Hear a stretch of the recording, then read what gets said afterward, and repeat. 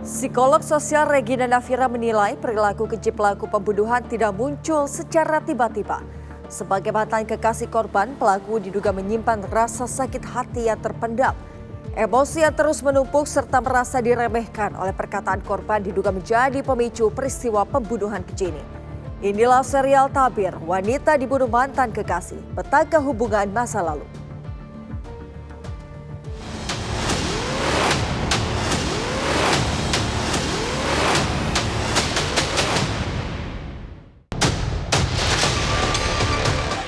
Itu jam 4:30, pas aku nyuci piring, buang lagi rame-rame, katanya ada penemuan mayat.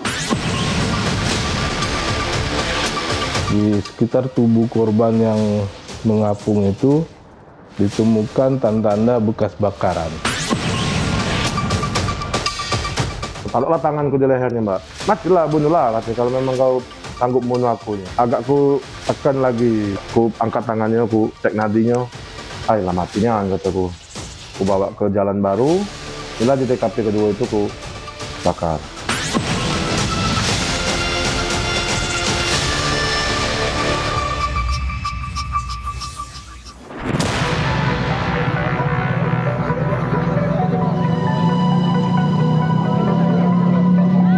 Tewasnya Ayu Puspitasari menyisakan pertanyaan. Bagaimana seseorang yang pernah menjalin asmara dengan korban justru berubah menjadi pelaku pembunuhan keji. Terlebih, pelaku pun berupaya menghilangkan jejak kejahatannya. Psikolog sosial Regina Nafira menjelaskan dalam situasi tersebut, seseorang dapat kehilangan sisi kemanusiaannya. Sebenarnya kalau kita bicara kesadaran itu hal yang mahal ya kalau buat manusia. Karena apa? Kesadaran itu kita butuh mindfulness gitu loh. Bagaimana kita menginterpretasi keadaan. Nah di sini orang ini udah nggak pakai kesadaran lagi. Dia udah sempit kesadarannya, udah pasti panik. Kalau tadi kita lihat kronologisnya ya, sampai bisa ketahuan kan berarti memang secara rasional nih udah nggak jalan nih, reasoningnya udah nggak jalan. Dia udah lompat nih perilakunya gitu loh. Secara emosi dia udah nggak pakai nalar, dia udah nggak pakai empati, dia udah nggak pakai afektif, dia udah nggak pakai kognitif, dia udah masuk ke dalam insting kebinatangan, ya udah perilaku impulsif jatuh, udah selesai.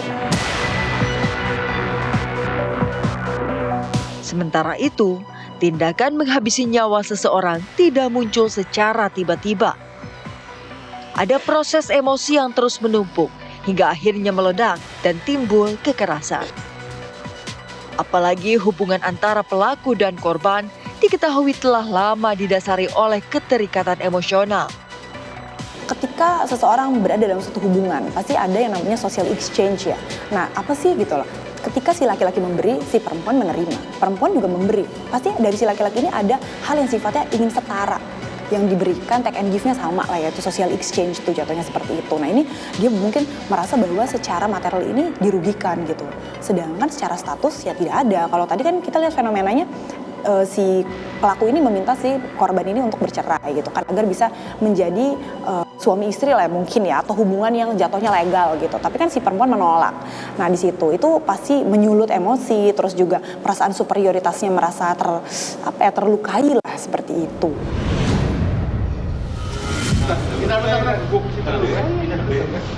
Dalam kasus ini, pelaku mengaku sakit hati karena diremehkan oleh korban. Namun nyatanya terdapat faktor lain yang turut mendorong aksi keji pelaku. Faktor rendahnya kemampuan mengelola emosi dapat membuat seseorang lebih mudah bertindak agresif saat menghadapi konflik.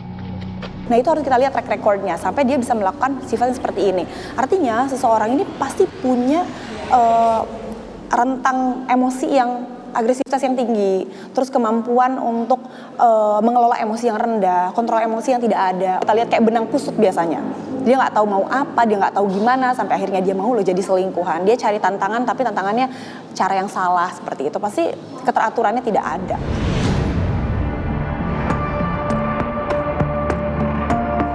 Regina menilai manusia perlu memiliki kesadaran diri yang kuat agar tidak bertumpu pada satu hubungan atau satu orang yang berasal dari masa lalu. Dalam ilmu psikologi, terdapat kajian tentang spiritual psikologi yang dapat menjadi salah satu bentuk pencegahan agar seseorang tidak terperangkap dalam ikatan emosional berlebih. kalau yang namanya spiritual itu bukan hal yang sifatnya doktrin, tapi itu adalah hal sifatnya mindfulness. Jadi kita tuh bisa menginterpretasi kehidupan dengan baik.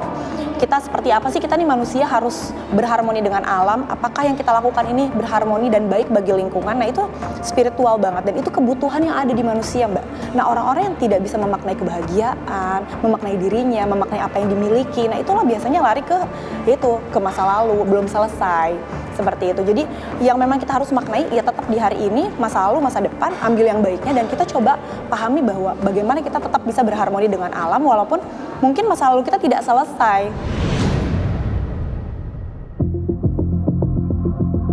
Namun untuk mencegah kasus serupa tidak terjadi, salah satunya perlu ada dukungan dari lingkungan sekitar. Sebab ketika seseorang dalam kondisi putus asa, ia akan lebih mudah menjadikan relasi romantis sebagai sumber pengakuan diri, sehingga siklus yang sama berpotensi terulang kembali.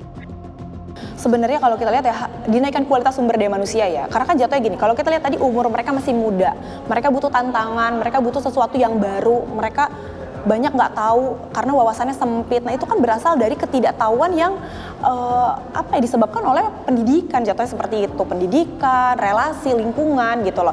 Yang harusnya kita sebagai manusia ini bisa diarahkan untuk mengaktualisasi diri gitu loh. Masuk ke dalam goal yang positif, produktivitas yang positif, menjadi seseorang yang accountable. Orang tuh pasti pengen kan dianggap berharga.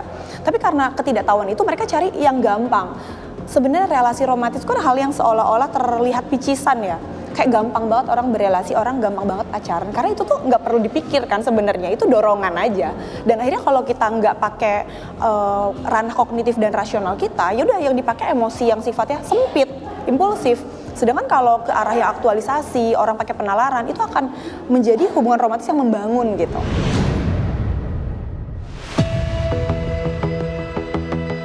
Pada akhirnya pencegahan kejahatan bukan hanya menjadi tugas aparat penegak hukum, namun juga dimulai dari kemampuan setiap orang untuk mengelola emosi, memaknai kehidupan, dan menempatkan masa lalu pada tempatnya.